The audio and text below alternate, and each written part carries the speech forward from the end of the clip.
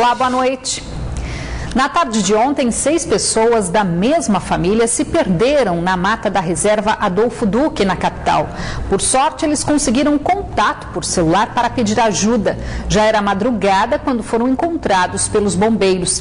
Mas esta não é a primeira vez que isso acontece. É que vários bairros cercam a reserva e a população acaba invadindo o local à procura de frutas e também para tomar banho nos igarapés. Só que numa área cheia de trilhas, onde sair sem guia é um grande risco. Um jardim botânico onde cabem 10 mil campos de futebol. Um local repleto de belezas naturais. São muitas árvores, trilhas para passeio e também pequenas lagoas. Foi em busca de se refrescarem em uma delas que 6 pessoas de uma família, incluindo 2 crianças, se perderam na mata na tarde de segunda-feira. Por sorte, alguém da família havia levado um celular e conseguiu contato com o corpo de bombeiros. No momento que eles se localizaram, eles nos repassaram e nós direcionamos uma equipe com um guia já da região justamente para esse ponto. Essa equipe demorou em torno de 2h30 para poder chegar a esse local e acessá-los. Eles se encontravam desidratados e com fome, então nós repassamos mantimento e água. Eles desidrataram, se alimentaram e fizeram o retorno. Demoraram em torno de quase 4 horas, 3 horas e 45 minutos para chegarem aqui de volta à saída. A família, que mora bem próximo da reserva, no conjunto Nova Cidade, ficou perdida na mata por 5 horas. Estavam 5 quilômetros distantes da entrada do Jardim Botânico. Foram encontrados desidratados e com fome. Fora isso, passavam bem. Para quem quer conhecer essa área de floresta, não tem problema. Pode chegar na reserva Adolfo Duque, procurar por um guia, ou melhor, um monitor. O John é um deles, são 12 que trabalham aqui nessa área e eles orientam até onde você pode ir. John, você estava me explicando ainda há pouco nesse mapa aqui que nós estamos neste ponto. A família que se perdeu aproximadamente por aqui nessa região. Fica bem próximo do maior conjunto habitacional da Zona Norte, o Nova Cidade. Nós estamos falando de uma área de mata fechada. Isso significa dizer que a reserva Adolfo Duque, ela tem bairros nas suas proximidades, ou seja, o que facilita a entrada de pessoas para acabar tomando banho em igarapés que existem dentro da reserva. Aqui, por exemplo, nós estamos na Zona Norte, cercado por conjuntos habitacionais, e nesse outro ponto, o Puraquequara. Aqui, nessa região, passa a estrada a M10, que liga Manaus ao município de Itacoatiara. Porém, é nessa região, existe essa outra parte aqui, que é uma parte considerada perigosa até para quem trabalha aqui. John, essa área é de mata totalmente fechada. É de mata totalmente fechada, como eu já falado antes, são 100 km², e após esses 100 km, como numa área cercada, há floresta contínua. Ou seja, a chance de se perder e até mesmo de passar dias, quem sabe, perambulando pela floresta é muito grande, principalmente para quem não conhece essa região. São 100 km² de mata nativa. Entrar aqui fora da área de visitação é perigoso e fica o alerta. Seguir com alguém que conheça a região, preferência um guia, um mateiro, alguém que saiba, conheça as trilhas, saiba entrar e saiba sair. Que 90% dos casos de acidente com serpentes peçonhentas são com jararaca, e aqui ocorre muito, principalmente na área de bordo. Então assim, o visitante ou até mesmo a pessoa que entra na floresta e não está acostumada, a chance de repente encontrar com esse animal e acontecer algum acidente é muito grande. De 2014 até agora, segundo os administradores da reserva, 3 casos de pessoas perdidas foram registrados. Todos que entraram aqui estavam sem o auxílio de uma pessoa que conhecia o local.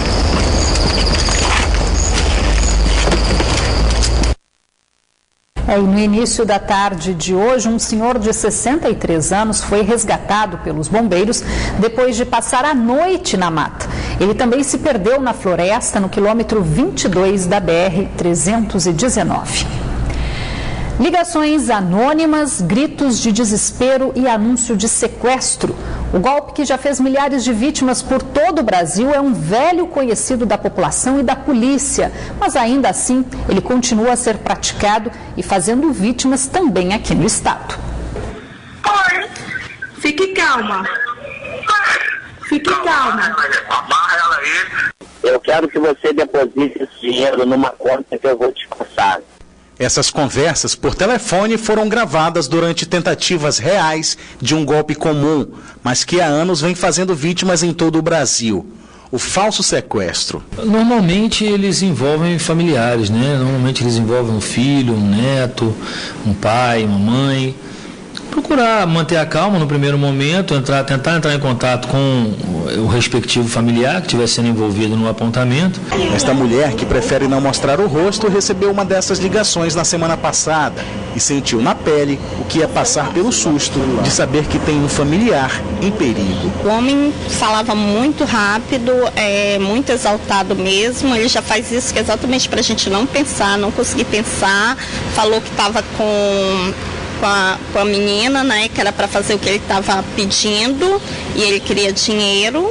Assim que percebeu que se tratava de um trote, ela começou a alertar os amigos e parentes e descobriu que os supostos bandidos conseguiram fazer vítimas. Recentemente, uma conhecida relatou que a avó pagou R$900, né, fez o depósito de R$900. Outros amigos disseram que não caíram, né, que rapidamente identificaram como uma fraude. Então, assim, a gente vê que realmente acontece bastante. Para a polícia, este tipo de crime é configurado como extorsão e continua ocorrendo porque os golpistas estão contando com uma nova ferramenta para ter acesso às informações sobre as vítimas, as redes sociais na internet. No final do ano passado, o Band Cidade mostrou o desespero desta menina de apenas 10 anos, que atendeu uma dessas ligações anônimas. Do outro lado da linha, um homem que dizia que a mãe dela havia sido sequestrada. Eles falaram que estavam com a minha mãe, falaram que se eu não fizesse tudo que eles mandassem, eles iam matar ela e ficaram falando para mim pegar tudo de valor que tinha na casa. Ao mesmo tempo, os supostos sequestradores fizeram a menina sair de casa. Eles ligaram para a mãe dela pedindo dinheiro pelo resgate da garota. Ele pediu R$10 mil, que era para soltar ela, que nada, se eu conseguisse os 10 mil, nada de ruim ia acontecer com ela. Ainda de acordo com o delegado, é preciso tentar manter a calma para não cair no golpe. O que a gente sugere é que a pessoa sempre mantenha a calma e procure manter o contato com as pessoas da família. Caso não consiga contato, procure a polícia e relate a ocorrência. 2 homens foram presos no fim da manhã de hoje depois de assaltar uma casa no bairro Parque 10, zona centro-sul de Manaus. Na fuga, os assaltantes foram surpreendidos pela polícia militar. Durante a perseguição, os criminosos trocaram tiros com a polícia. Um dos suspeitos foi baleado e preso. O outro ainda tentou fugir por um igarapé, mas também acabou detido. Um preso de 35 anos foi morto no início da tarde de hoje, assim que deu entrada no complexo penitenciário Anísio Jobim, na capital. Segundo a Secretaria de Administração Penitenciária, Winchester Uchoa Cardoso cumpria pena no Centro de Detenção Provisória Masculino, mas, por determinação da Justiça, teve que ser transferido para o regime fechado no Compage. Ainda segundo a SEAP, o preso estaria jurado de morte. As câmeras de segurança da unidade registraram o momento em que ele foi atacado por outros detentos que usaram armas brancas, conhecidas como estoques, para decapitar a vítima. Pelo segundo mês consecutivo, o preço da cesta básica em Manaus registrou o maior aumento desde o início da pesquisa feita pelo DIEESE aqui na capital. Em junho, a alta foi de 2,49% em relação ao mês de maio. Aqui o preço do feijão manteiguinha chega a assustar. O quilo não sai por menos de R$13. Mas seu Raimundo é daqueles que não gosta de perder clientes e mostra outras opções que podem sair mais em conta. Ele explica que no caso da farinha, por conta do estoque, deu para segurar o aumento. Pessoal, hoje está bem difícil a barra daqui, né? A venda tão devagar e o movimento pouco, né? A gente tem que quebrar também, porque senão fica para trás. Mas o difícil é encontrar um consumidor satisfeito com o preço dos produtos, ainda mais em saber que o tomate continua sendo vilão por aqui. Pois é, mas ainda está caro o tomate de R$4,50, muito caro. Tem que andar muito para encontrar um lugar onde esteja mais barato. Segundo a pesquisa do DIEESE, divulgada hoje, referente ao mês passado, na capital amazonense, a cesta básica custou R$352,35 em junho. Por conta da cheia dos rios da região, a banana é um dos produtos que tem o preço elevado nessa época do ano. O que falta aqui vem de fora. Nessa banca, na Feira da Manaus Moderna, no centro de Manaus, um cacho da banana Pacovan custa, em média, R$ 25. De acordo com a pesquisa do DIEESE referente a junho, o tomate e a banana foram os principais produtos que puxaram a alta no preço da cesta básica, que registrou um aumento de quase 2,5% em relação a maio. Um produto atravessa na produção um momento de sequia, você tem diminuição da produção, você tem cheias recorrentes no Rio Amazonas, tem perdas de produção de banana. É pelo segundo mês consecutivo que o preço da cesta básica de Manaus alcança o maior valor na capital desde quando o levantamento começou a ser realizado em 2008. A pesquisa referente ao mês passado coloca Manaus na 9ª posição no ranking das cestas básicas mais caras dentre as 18 capitais onde é realizada a pesquisa. Esse comerciante diz que é preciso se acostumar com as reclamações do consumidor. Tem inflação, aí acha caro, não ganha pouco, mas dá para ir levando. Um chora, outro não chora e a gente vai vendendo, pouco mas vende. Essa funcionária pública estima que o custo da cesta básica para o sustento da família dela, com 3 pessoas, chega a R$ 1.000. Trabalhar muito e até diminuir a refeição, né? Ao invés de almoçar e jantar, só almoça e toma café à tarde. Economia até na comida, né?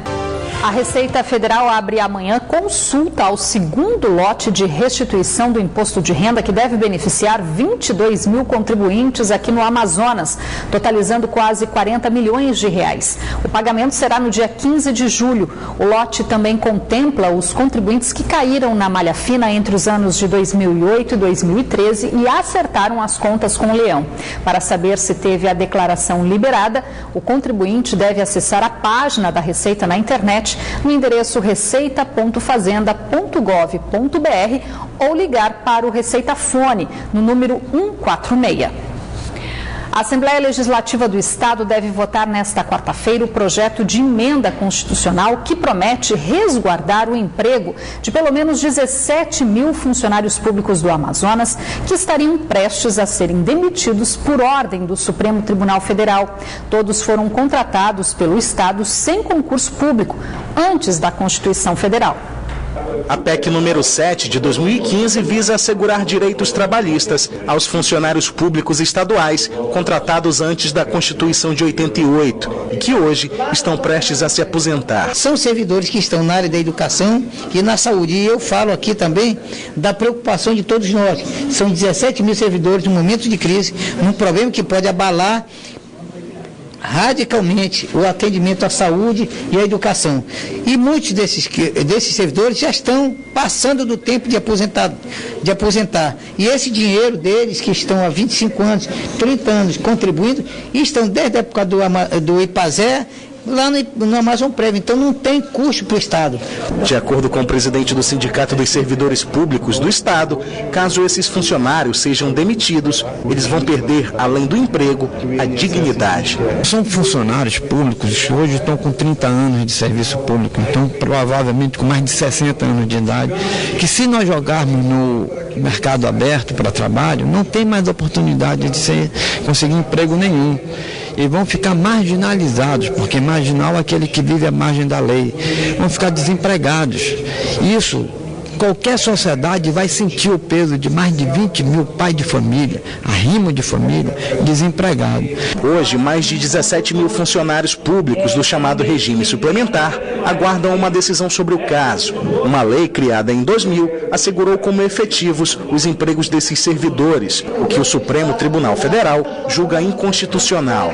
Existem servidores, e é bom que se diga, na área da saúde, na educação, mas também tem na Assembleia Legislativa, tem nos tribunais de justiça, nos órgãos públicos estaduais como um todo, que na verdade naquele período o ingresso sem concurso era legal, inclusive com respaldo do Executivo, que foi aprovado na época pela Assembleia Legislativa, as mensagens do Executivo. Com a aprovação da lei, qualquer decisão do STF sobre o caso não atingiria os servidores do regime suplementar do Estado, que continuariam empregados e com direito à aposentadoria. Para quem precisa pegar o ônibus todos os dias, um dos principais problemas começa logo ao chegar no ponto de ônibus. É que muitas paradas, apenas as placas sinalizam que ali param os veículos do transporte coletivo. Em outros, o abrigo não protege ninguém. A Prefeitura, em contrapartida, anunciou que deve reformar pelo menos metade dos 1.100 abrigos existentes hoje na cidade. Usar o guarda-chuva embaixo de um abrigo no ponto de ônibus pode até parecer ironia, mas é pura realidade. É mesmo que vai debaixo da chuva, né? E sem a cobertura não protege praticamente nada. Não é nada? Tudo quebrado. Tudo quebrado. As telhas estão quebradas e são poucos os passageiros que sentam nos bancos sem manutenção. Iluminação não existe em muitas delas. E a estrutura metálica, a tinta já está saindo com o tempo. Nessa, na Zona Leste, a árvore tomou conta do telhado e a parada fica quase escondida. Agora está quebrada a telha ali. Está quebrada e nada, não vem consertar quase nada. Quando vem a chuva piora, né? Quando vem a chuva piora mais ainda. Enfim, uma boa notícia. A Prefeitura anunciou esta semana que 500 das que são cobertas com telhas de barro serão reformadas. A reforma é uma reforma geral. Nós temos aí recuperação do piso, dos bancos, a pintura geral de todos os abrigos e troca de telhas, além de elétrica e hidráulica, quando for o caso.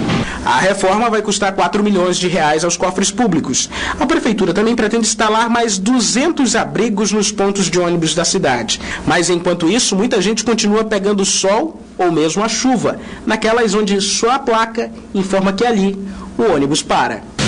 Esqueceram de nós, uma parada que tem um colégio aí em frente e já sabe, né? Abandono total. Vamos aguardar, né? A Delegacia Especializada em Homicídios e Sequestros apresentou na manhã de hoje Lucas Levi de Souza, de 20 anos. Ele é suspeito de ter assassinado um adolescente de 16 anos em outubro do ano passado, no bairro Nova Floresta, zona leste de Manaus. O motivo do crime seria uma dívida de apenas R$100. Ainda segundo a polícia, Lucas, que estava foragido do Compage, também é suspeito de envolvimento em diversos crimes, como tráfico de drogas, roubo majorado, adulteração de sinal de veículo automotor, além de receptação. Ele também teria atirado contra policiais durante a fuga. O suspeito foi encaminhado à cadeia pública na capital. Agora é hora de conferir a previsão do tempo para esta quarta-feira aqui na capital e também em alguns municípios do interior.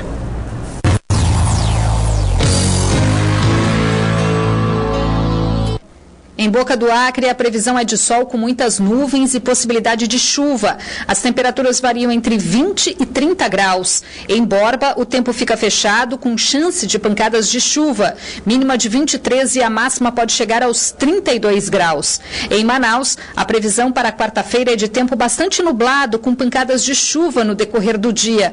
Mínima de 23 e a máxima chega aos 31 graus. 10 metros cúbicos de madeira que estavam sendo transportados sem o documento de origem florestal foram apreendidos na manhã de hoje pelo batalhão da Polícia Ambiental. A carga estava em um caminhão que foi abordado próximo ao Distrito Industrial, zona sul de Manaus. O condutor foi encaminhado à Delegacia Especializada em Meio Ambiente e deve responder por crime ambiental. E também na manhã de hoje, a Polícia Ambiental apreendeu cerca de 8 toneladas de carvão ilegal em um depósito clandestino no bairro Jardim Mauá. Segundo os responsáveis pelo local, a origem do produto era Rio Preto da Eva. O depósito não tinha licença ambiental única emitida pelo IPAAM, nem o documento de origem florestal. Os responsáveis pelo carvão também foram encaminhados à delegacia especializada e devem responder por crime ambiental. A pena prevista é multa e até 1 ano de detenção. Denúncias podem ser feitas pelos telefones 190 9884 21 547 ou 98802 3699. Catadores de resíduos recicláveis de Manaus estão em busca de assinaturas para legitimar a apresentação de um projeto de lei por meio da iniciativa popular à Câmara Municipal de Manaus. Durante esta semana, eles vão coletar as assinaturas no hall de entrada da Assembleia Legislativa do Estado.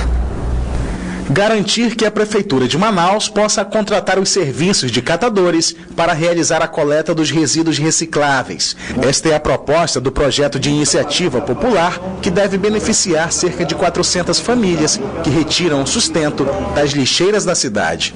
Não é só um papel do catador, né? A política nacional ela fala bem claro que é uma questão de compartilhar mesmo, né? Cada um é responsável pelos seus resíduos, né? Pelos resíduos que produz. Então, a gente já entendeu um pouco do processo, por isso a gente veio fazer o lançamento da lei, né? Um projeto de iniciativa popular precisa da assinatura de pelo menos 1% dos eleitores da cidade para ganhar legitimidade na Câmara Municipal. Primeira vez que eu vejo um projeto de iniciativa popular aqui em Manaus, no sentido de pautar o município. Tem aqui projetos de âmbito federal, mas do município, o município se articulando para fazer uma lei de iniciativa popular é a primeira vez, e aí eu quero parabenizar os catadores e as catadoras por essa iniciativa. A iniciativa popular é um instrumento democrático que torna possível à população apresentar projetos de lei. A iniciativa popular mais recente, que foi transformada em lei após a assinatura de 1,5 milhão de eleitores, foi a Lei da Ficha Limpa. Para a dona Cacilda, que trabalha como catadora há mais de 12 anos, o projeto que deixa catadores e empresa de coleta em um mesmo patamar vai ajudar na renda mensal das famílias. A gente tira por quinzena 360 e no pagamento a gente tira uns R$600. Agora, isso se virar uma lei, vocês conseguirem fazer serviço prestado da prefeitura, aí deve melhorar um pouco. Aí melhora a nossa renda. De acordo com o deputado Luiz Castro, do PPS, a medida vai beneficiar também o meio ambiente. Esse projeto de iniciativa popular, ele visa ampliar a coleta seletiva, mas ampliar com a presença dos atores principais dessa coleta, que são os catadores, que têm o conhecimento, a experiência, que vão trazer uma qualificação social e também uma qualificação cultural, ambiental para esse processo. A Assembleia Legislativa do Estado já se comprometeu a entregar os resíduos da casa para as cooperativas de catadores. 3 pessoas ficaram feridas no início da tarde de hoje em um acidente de trânsito envolvendo 3 veículos na Avenida Humberto Calderaro, zona centro-sul de Manaus. Elas estavam na caminhonete que, segundo Manaus Trans, teria tentado cruzar a avenida acessando a rua Belo Horizonte e acabou atingindo um micro-ônibus que descia a Avenida Humberto Calderaro. Com o impacto, a caminhonete capotou.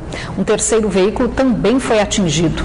O acidente deixou o trânsito engarrafado nas proximidades. O casal foi encaminhado para o Hospital e Pronto-Socorro 28 de agosto e a filha, de 7 anos, para o Hospital Joãozinho, na zona centro-oeste da capital.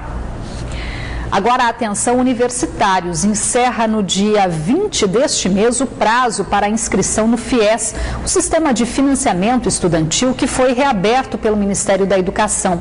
Mas com o orçamento do MEC reduzido, muitas vagas foram cortadas e muitos cursos não irão mais receber incentivos do governo federal. Corredores de universidades privadas quase vazios, e não é por conta das férias. Este cenário está assim há alguns meses. É que muita gente não conseguiu renovar ou mesmo fazer a inscrição no FIES no primeiro semestre deste ano. E a situação só piorou quando 2 unidades de Manaus deixaram alunos estudarem sem o contrato firmado. Foi o caso de Paulo, cursou durante 4 meses enfermagem e recebeu uma notícia nada agradável. As portas se abriram lá na faculdade, deram um prazo pra gente, só que como o FIES não liberou, eu tive que fechar, né? Paulo e os colegas de sala de aula que estavam na mesma situação procuraram a Defensoria Pública do Estado. O caso veio parar nas mãos do defensor Carlos Almeida Filho. O primeiro passo do defensor foi entrar na Justiça Federal no Amazonas com ação civil pública pedindo liminar.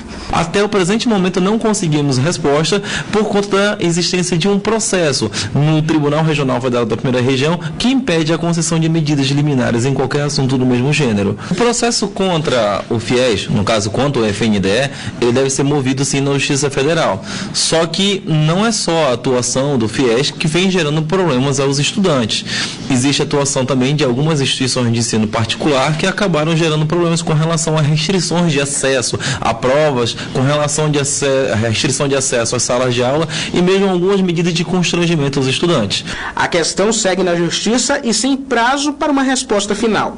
Enquanto isso, o MEC prorrogou até o dia 20 deste mês o prazo de renovação de contrato ou mesmo a inscrição para quem pretende começar a estudar neste segundo semestre através do financiamento do FIES. Mas o pró-reitor desta universidade particular lembra, muitos cursos agora não serão mais financiados. E sobretudo agora que nós estamos virando o semestre e verificando que o FIES ainda mais será restrito para muitos cursos, apenas alguns cursos terão benefício, todos os cursos da área de ciências sociais, de direito, administração, por exemplo, contabilidade, ficaram de fora. Apenas alguns cursos de saúde, das engenharias e alguma de formação de professores, a exemplo das licenciaturas, terão benefício. E mesmo assim com um restringimento violento, severo do número de vaga. Esta economista explica que o governo federal investiu no ano passado 14 bilhões no FIES, mas este ano, com os cortes na educação, o investimento caiu para 2,5 bilhões, o que vai deixar muita gente de fora das faculdades. Por conta disso, o governo federal criou novos critérios para que esses recursos, que são mais escassos esse ano, possam ser redistribuídos. Entre esses critérios está a alocação de recursos para cursos que têm uma nota melhor no ENAD, um conceito maior, entre 4 e 5, o que, de certa forma, limita muito, porque de norte a sul, as instituições, de uma forma geral, têm os seus cursos numa nota 3. O Band Cidade fica por aqui. Para rever esta edição, acesse band.com.br/Amazonas. Você também pode acompanhar a nossa programação pelo Facebook. Acesse facebook.com/Band Amazonas e curta a nossa fanpage.